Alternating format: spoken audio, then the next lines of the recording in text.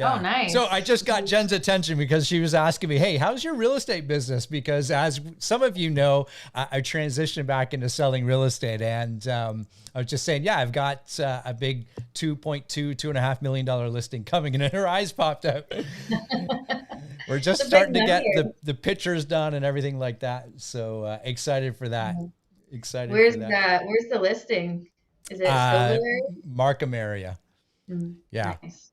yeah. So we're just arranging everything with the family, but it's a good one. Anyways, we're not here to talk about that sort of thing. I feel new because Jen, as soon as Jen jumped on, she's like, "Did you get new glasses?" I'm like, "Yes, I can now see my screens. Everything's in front of me. It's all good. Everything's clear again." Jen, Yeah. what's going on? We haven't chatted in such a long time. It feels like. I know. I was just thinking of like I feel like we went from like almost every day to like once every couple of weeks to longer than that. Like it's kind of weird. I don't know if I like it. No, But it's been busy. Obviously, we're on our end. We're getting ready to make some changes and for me to transition out a little bit. So from the coaching setup for a few months. So figuring that out and. Just getting ourselves organized. Real estate is pretty busy right now, so working with some buyers, got some listings coming up, and just juggling everything, right? And then family life and home time, and we're in the middle of a renovation in our house, so there's a lot. There's a lot going on. Yeah. there's a lot going on. So you kind of drop the bomb on a few people if they don't know you. If they only know you from like here to here. From here up. Yeah. Yeah, that's right. Like, where's Jen going? What's she doing? You're Yeah. going away for a few months or longer. What the heck? You Yeah. better Yeah. fill people in. I'm taking a sabbatical. No, just kidding. Nice. I like it. No, Dylan and I are expecting a little boy in December, so yeah, so excited about that and looking forward to getting some leverage so that I can spend, hopefully about 6 months at home and just kind of focus on the family for that time. That's the plan anyway. So far, it's looking good. So I'll be kind of out of the picture for a while, but with an amazing team running everything and supporting, and of course involved from the back end of things, keeping an eye on stuff. So that's what's going on. In case anyone was wondering. Yeah. Yeah, no, we're not losing Jen. She's Yeah. actually going to a better spot to, Yeah. to be a mom Yeah. to a newborn. That's amazing. And this is what's great before we even get into our show today. Being entrepreneurs, being real estate agents, and having that I'm looking for a better word than power, but maybe that is the best word. The power to make those decisions on and to how it kind of guides you through what you want to Yeah. do in life as opposed to what, your employer wants you to do in life type thing, right? Yeah, yeah, and sometimes it pushes you to do stuff a little faster than you maybe would have otherwise, and yet it's the best thing for you to do, right? It turns out that it's like, oh, that's what I should have done anyway, but you just when there's no external pulls, you kind of tend to coast a little sometimes, and it makes you think differently and shift. So, and having the ability and the power, as you said, to make those decisions and then build your business around it with the right people is huge in your development, your growth, and in your life. I don't want to say life balance because I don't really like that, but I guess that's what I'm getting at, right? That family time versus work time. Yeah. Yeah. So we got lots to go through today, as always. In the title, kind of had some fun with the title. And let's roll the intro and let's get into some of these subjects, Jen. But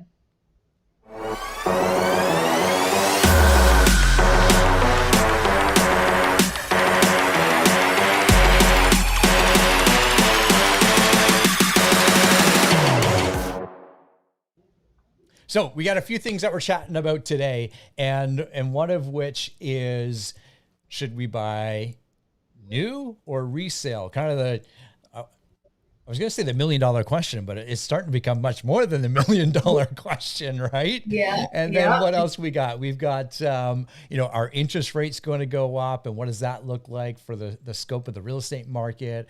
And our offer date still a thing, and everything in between. So we're going to talk about all sorts of stuff. The first one that we've got is new versus resale, and let's roll with that one.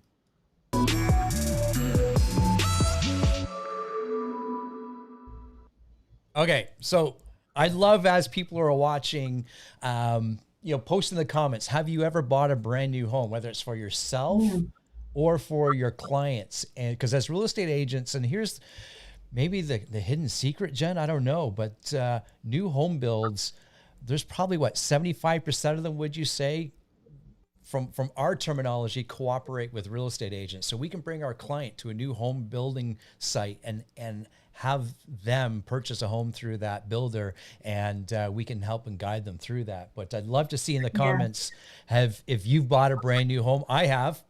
I bought a few, one for myself and one as an investment property, or maybe two or three. It's been so yeah. many, Jen, I can't remember. I know I've definitely done two, but I think it's more than that. But how about yourself? I have never done it personally. I have helped clients probably 4 or 5 times, I would say, go through the process. And I've had some friends that have also done it, outside of business, but just on like kind of privately. So I've gone through the process quite a few times. It's definitely something we've thought about and talked about because there's some significant pros to it. And yeah, I would say about 75%. Although I do notice when our inventory dips, the cooperation also dips. So that's always an interesting trend to see, right? Yeah, that's a good point. I mean, builders build homes to make money. That's like, there should be no surprise there, right? And Yeah, if they see an opportunity, that's an opportunity, and good on them for taking it. But yeah. so a client comes to you, Jen, a buyer client, and says, I'm thinking about buying a brand new home. I'm thinking, like, do I buy resale? There's some pros and cons between the two. Yeah, I mean, ultimately, there's pros and cons. The more obvious one being with resale, you see what you're buying in person. You can physically walk through it, see the space, see the layout, the exposure, and it's more immediate. So if you don't want to wait for 2 to 3 to 4 years potentially, then resale is probably the more direct option to take. And there's less surprises with it, I guess, in some ways, because their builders contracts can be very detailed, and there can be changes and there can be shifts that you have to understand if you are going to go that route.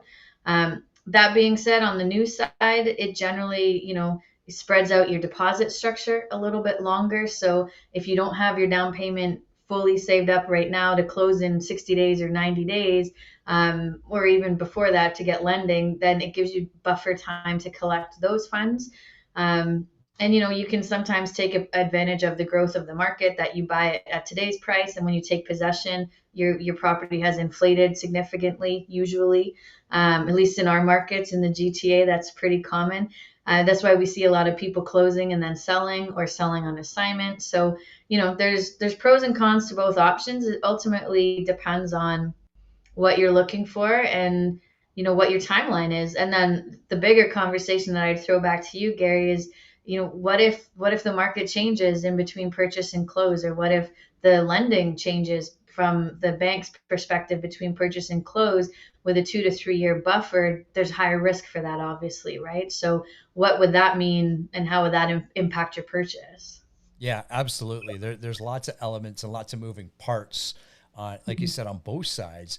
And some people, they just want a brand new home that no one's ever used the bath in, and all those kinds of things, and that's Yeah, okay, yeah, right? Like these are all personal, thoughts and traits and so forth, and that's quite fine as well. Typically, you know, I'm trying to think now. I've done it once because we fell in love with with a house. It was actually the first house that we purchased. It was, I think, only the third one left, which meant there was some incentives for us to buy from the builder. right. And then Yeah, on the flip side, Jen, and I'm sure you've seen this too, builders will have, multiple phases of how they release properties, or their homes, and everyone wants to be on the early phases. yeah, It is what it is. That's when the best pricing comes out. By the time they release phase three, phase four, perhaps that price might have gone up $100,000 or $200,000. It, yeah, it, it is absolutely. just that. So if if you're looking to buy a brand new home and they've just released phase one, and I'm not talking about, what am I like? early access, realtor access events and that sort of thing. Like, yes, there's some great pricing in those as well. If you can get in that, get in that. But I'm talking about, phase one release. And if you're Yeah. talking to the builder, ask them questions. How many phases are they going to do? If you're willing to live through some construction, like dust for a year or two, living through some dust or a year or two can add a few $100,000. Forget how the market moves just on that appreciation from the builders, and as the developments get finalized. Here's an interesting thing too, Jen. Mm. I cannot remember the name of the builder, but I was reading one of the online threads the other day, and there was a builder that's bringing some homes to market, and we're not talking like 10 homes. We're talking about 150 units they were releasing for their next phase, and Okay. they've actually decided not to release them yet because our market in the GTA is moving so fast that they want to try and time it. They're trying to time it better for themselves. So they're ready to go and everything like that, but they're going to wait a few months to let that market really, really, not to say it's going to reach the top, but they're trying to increase their profits. So we're starting to see that. So there's a whole Interesting. that just opens up a whole new conversation around what's the market there and what's the demand and lack of listings and so forth. But we're seeing builders hang on to units as well, which is Yeah. crazy. That's a risky game. Oh my goodness. I mean, from everything we can tell, it's probably, I don't want to say it's a safe bet, but it's probably an educated decision. Um, you would hope, but there's always the risk, right? We just don't know what that next external factor is going to be. So it's Hmm. that's interesting. It also makes sense from a business perspective. Obviously, if you can hold for that extra 3, 4, 5 months, whatever that's going to be to, I'm assuming, get us to the spring market, then yeah, why not do it, right? Why not lean into that? Yeah. And I mean, there's also the conversation too of that you can buy a property that's new, that's already built. So it's not always about waiting that time, that 2 or 3 years.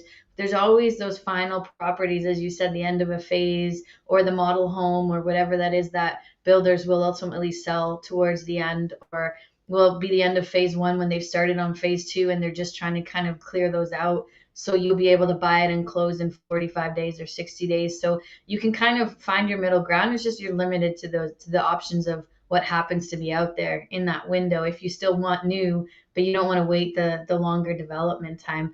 Um, but yeah, I don't think there is a right answer on this question. I think it's ultimately, what are you looking for? What do you want out of a property, and what's your timeline, Yeah. right? That's it. Yeah. And then from there you can kind of make the best decision, and the conversations you can be having with your realtor. And there's questions too around, when you buy a home, um, a brand new home, I should say, there's still approximately 15 to $25,000 of extras you need to buy the day you Mhm. purchase it. Like, we can all go to Home Depot and get the paper blinds, or do you want Yeah, the blinds that you want to live with for the next 10 or so years, right? And yeah, then we got the fencing, and that needs to be put into place, and then the landscaping that goes around it. So that it could be 50 to $100,000 the time you're talking about it, yeah, right? So yeah, there's all sorts of ways, and if you're a realtor, or if you're a buyer watching us today, ask yourself these questions, or make sure you're asking your clients these questions, because they may not have thought of it. Everyone falls in love with something brand new, but it comes at yeah. a different cost or different sacrifice down the road type thing, right? Yeah, and then there's also, it's funny how some of that stuff used to be included and now it's all like everything's extras now. The extras list is getting longer and longer. But there's also the finishes and the upgrades. So sometimes you see a model home and it has granite countertops and, marble tiles and all the nicest finishes.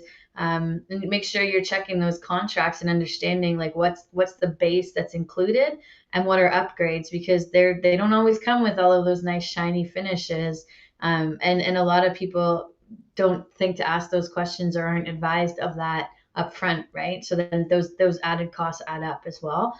And then the final note on this is obviously just make sure that you have a lawyer review the contract, a builder contract, just to verify that you're protected appropriately within that. You can easily do that, and there's always an exit window on the back end of, if you did purchase a resale, there's a window of time where you can get out of the deal. So you're not locked into it the minute you sign that contract. Just keep that in mind also. The cooling off period, 10-day cooling off Yeah. period, and yeah, use that.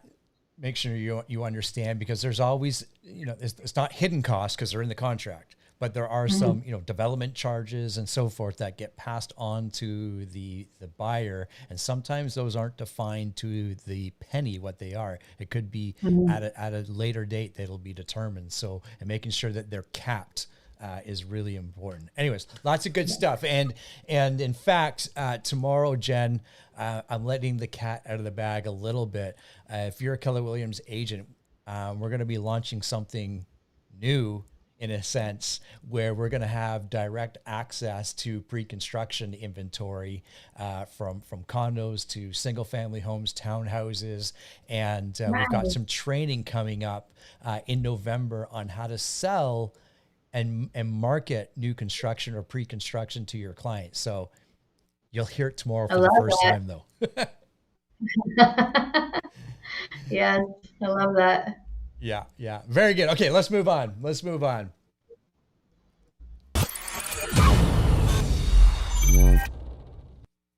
Okay, our interest rates going up, Jen. Wasn't that $1 million question? From from what we're seeing on the news and in articles and in speculation, yeah, they're definitely trending that way, and that's what's being predicted to happen. I know bonds are going up, and our interest rates tend to follow the bond pattern as well. So that would indicate that we could expect to see some increases over the next, I don't know, however many months. I know there's an article that's been going around. I know, Gary, I think you did a video on this as well, that I think, was it CBC potentially, that said that there'd be 8 increases in the next 3 years. Is that correct? Yeah, RBC came out with one of their economists talking about the interest rate going up 8 times over the next 24 months.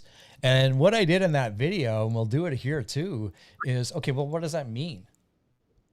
Well, and they're talking about, Mm, it's important to understand what it is. So they're talking about the overnight lending rate. And currently the overnight lending rate is 0.25%. So it starts with a zero, then 25%. So it is really, really low.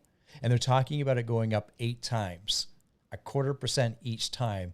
So that at the end of the day is really 2%. So in 2 years from now, 2%. we could be at 2 1/4, which is still Right. historically low everything. So don't freak out about it, that type of thing. Mhm. Even 10, 11, 12 years ago, I was taking variable rate mortgages at 5%. Yeah, my first mortgage was like 4.6% or something. And that was a good rate at the time. I was Yeah, happy with it. Yeah. exactly. So, and that would have had an overnight lending rate at about 3 and change to for Mm. that. And there's, yes, we're going to see interest rates go up because we're at an all-time low. When? I don't know. And then if you talk, well, if you happen to talk, more importantly, you'll probably read Benjamin Tall, CIBC's chief economist, and he's like, yeah, this is good. This is a good thing. What Yeah. freaks out the industry or freaks out the markets is when you go from 0.25 to 2.25 in one swoop.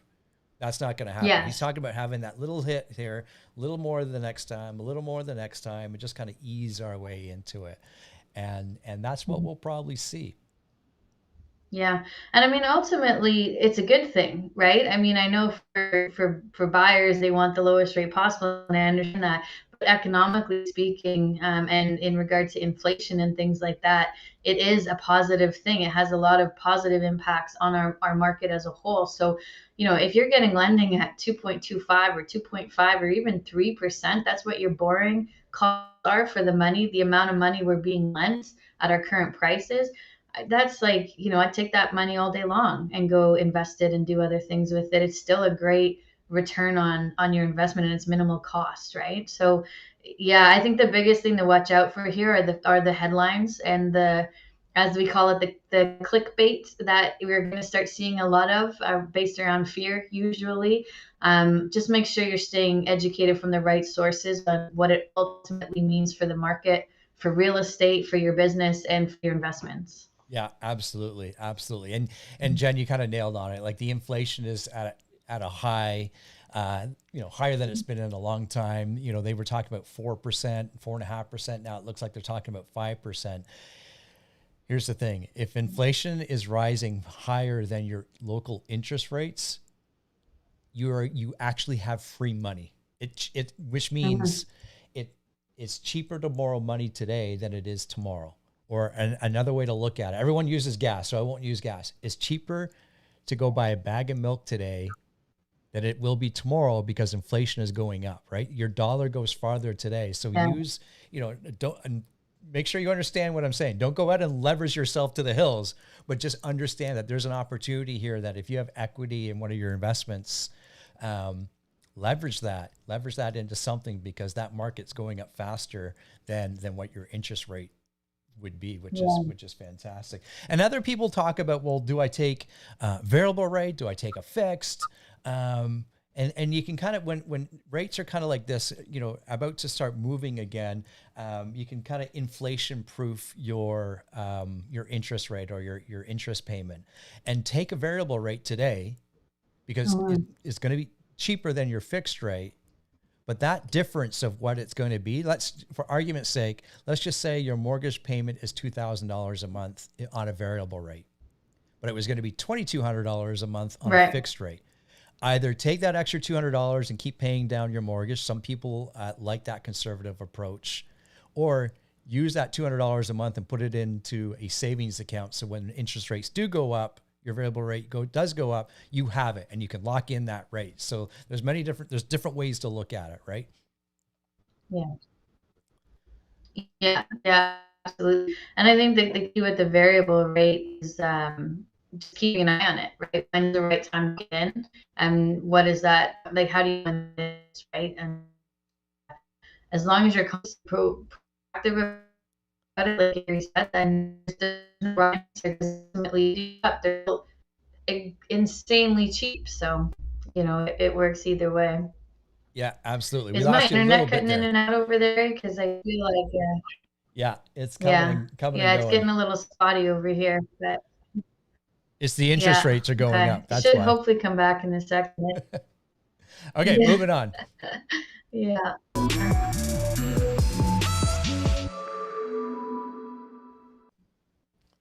Okay, hopefully we can get Jen all set up here. Um, it's really, really interesting. So offer dates, is it still a thing? What's happening with that, Jen? Are you still with us? Or are you going to log back on?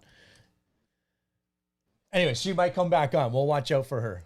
We'll watch out for her. So here, our offer date's still a thing. And I'm going to say yes, making sure that it is under a certain price range because everything that I'm seeing right now, it doesn't matter where you are. If you are at about 1.2 or less, we're seeing offer dates on all sorts of stuff.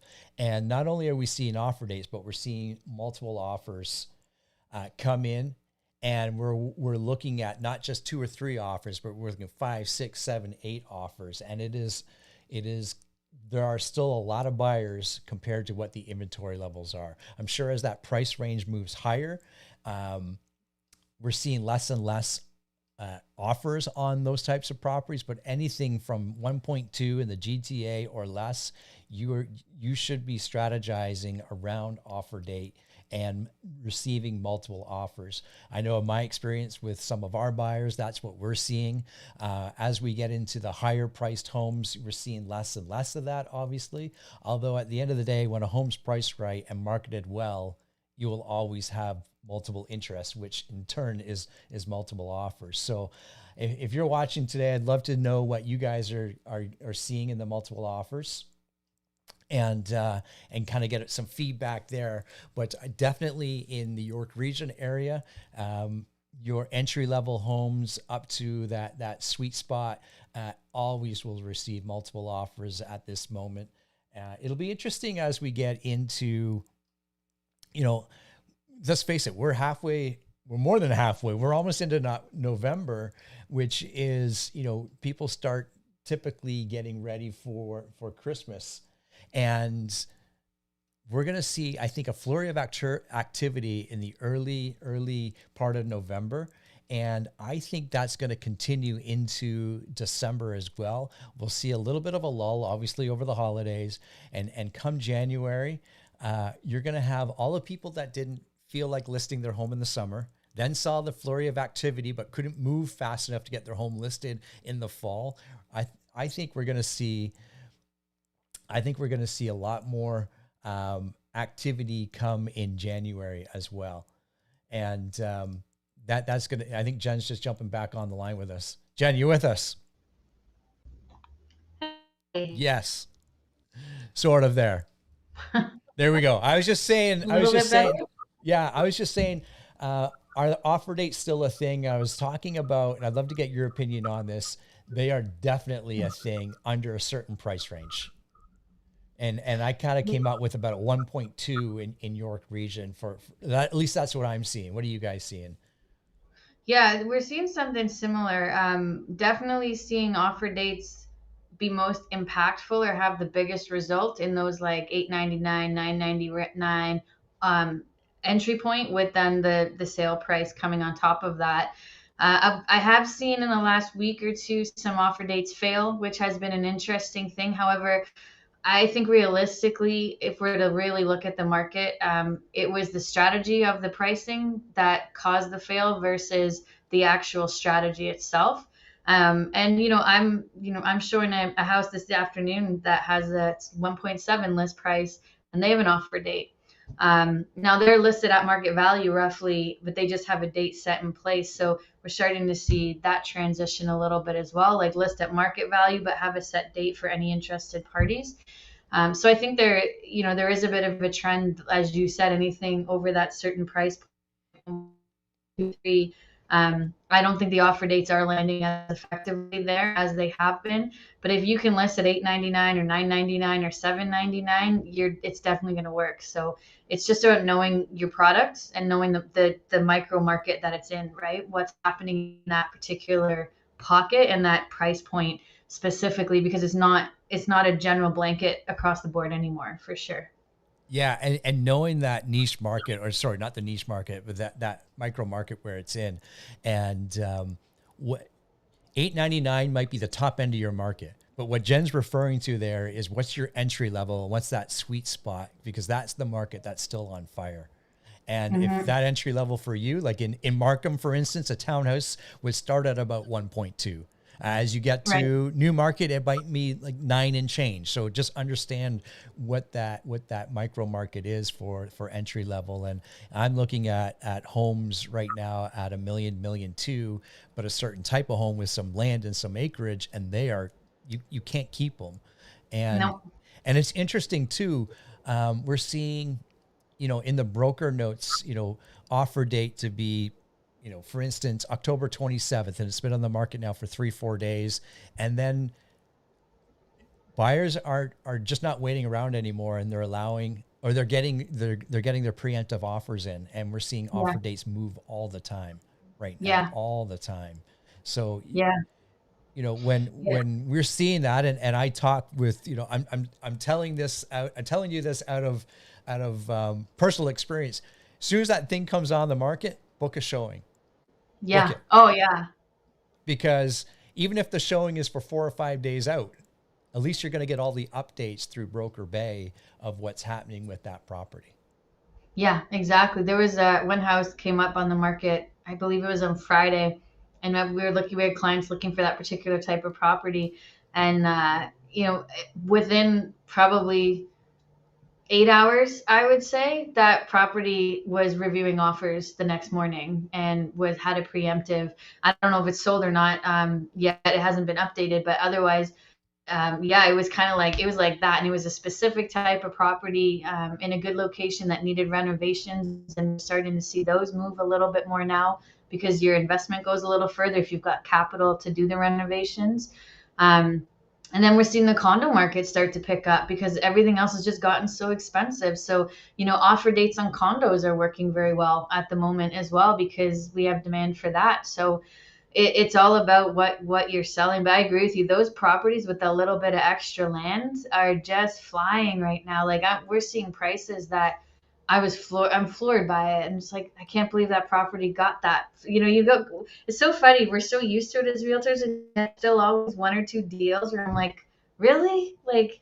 I should know that that can happen, and I do know, and yet I still kind of get taken aback when I see it, right? So I'm just like, well, now we know where the demand is, where the main interest is, because it was an unexpected sale price. And pushed it up more, right? So ultimately, I think the short answer to this is yes, offer dates work, but know your market, know who's your buyer, know the price point, and strategically price. What somebody putting in an offer date, listing it at market value, and they're getting that buyer that comes in with a strong bully pretty much within 24 hours. And the buyers are doing what they need to do to lock the property up quickly. So the offer date is almost unnecessary in those scenarios, right? So pick your poison, I guess. Which one do you want to kind of navigate? Because they both have their pros and cons. Yeah, exactly, exactly. And I talked very briefly on what I feel the inventory is going to look like over the next month or two, and I was suggesting that people that didn't feel like putting their home up for sale over the summer quickly try to do it in the fall. And then those people that perhaps are typically doing it in the fall are seeing our market move so fast that there might be a flurry towards, as we get into November and December, even Mm-hmm. before the January flurry again. I think we're going to have another impulse, not an impulse, another surge of listings. At least I hope we do, um, Yeah. because the buyer demand is still incredibly strong. It's huge, and our inventory is ridiculously low. It's a great time to be a seller ultimately. And it's interesting because that's kind of what happened last year, right? We came out of the summer months, and then September was chugging along, doing pretty well. October, we started to see it pick up a little bit. And by November, we had that escalated market, which carried through December, January, and into early February. And that was really when, like, we had minimal inventory and demand was crazy. So stuff was just popping off. And then the spring market, it continued to grow, but we did accumulate more options at least. So, that would make a lot of sense if we were to trend the same way, right? Yeah, absolutely. Mhm. Absolutely. Very good. Very, very good. So lots of stuff going on in the market. Lots of stuff happening with the pre-construction. So look, if you're with KW at our team meeting tomorrow, look for some news around that, which I'm pretty excited about, and it's going to Yeah. provide a lot of opportunities to our agents for sure. Yeah, it's going to be a good one, Jen. And there's a lot of stuff happening in the month of November. So we've got some amazing training for our agents. And if you're not with KW, you don't have to be with KW to join one of our training sessions. So reach out to Jen Mhm. or myself. We're happy to get you plugged in on that for sure. Yeah, absolutely. It's always good to get content wherever you can, right? Doesn't matter where you're a part of, just reach out to get the information you need to run your business at the highest level. Ultimately, take advantage of it. Yeah, absolutely. So, yeah, like I said, we've got our team meeting for KW Realty Centers tomorrow. That's live on YouTube. So, if you're with our brokers, you can certainly watch that. We got lots of stuff happening, some guest speakers. Your old pal, Big JG's Yeah, coming, so that'll be fun. I love it. I was kind of bummed it wasn't in person because I was excited to see him. And I was Yeah, like, oh, it's virtual. All right, well, that's still. fine. I'll give him a virtual hug. It's okay. Yeah, yeah.